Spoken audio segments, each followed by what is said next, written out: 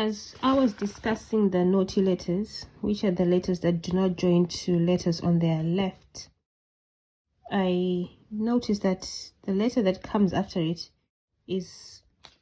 looks like what the letter should look like when they're in the beginning of a word. And let me explain. So these are the formation of letters in the beginning of a word, in the middle of the word, and at the end of the word. But when a letter comes after a naughty letter, it takes the form of the word in the beginning, even though it might not be in the beginning. So I'll give you an example. So like here in the Quran, I will pick a random one. There's alif, and as we notice, it does not join to the letter on the left.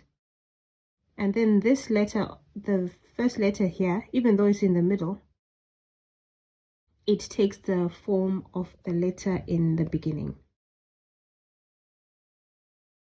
And I'll look for another example. Wow, there's wow. It's one of the naughty letters and it doesn't join to the letter on the left. So you'd think because ha is in the middle, then it should look like ha in the middle, which would be like this. Let me show you ha in the middle.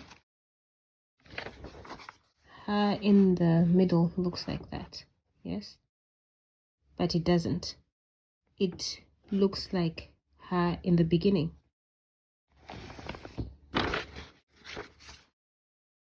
So if it looks like ha in the beginning, and I'm sure this is because of the naughty letter that comes before it.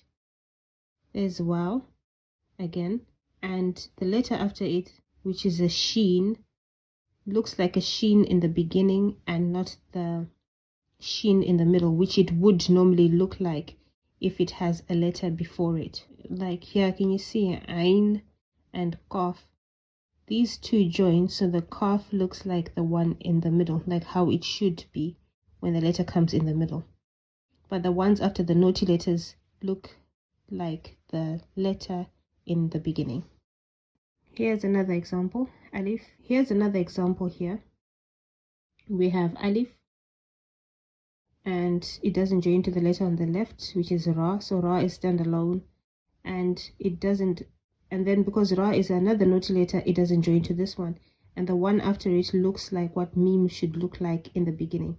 You can watch my previous video of what letters look like in the beginning, the middle, and the end of the word. Thanks for watching and see you in the next video.